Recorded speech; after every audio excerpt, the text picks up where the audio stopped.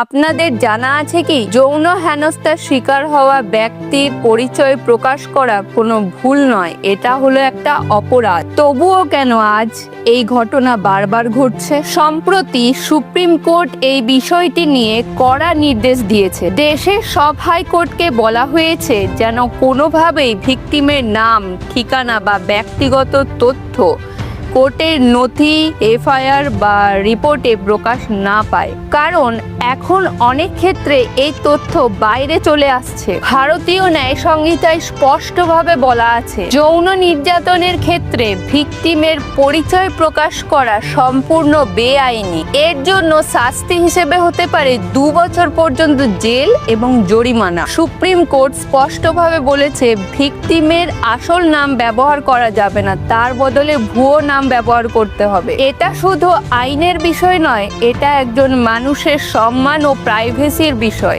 একটা ভুলও ভিকটিমের জীবনে বড় ক্ষতি করতে পারে। তাই আমাদের দায়িত্ব ভিকটিমের আসল পরিচয় প্রকাশ না করা।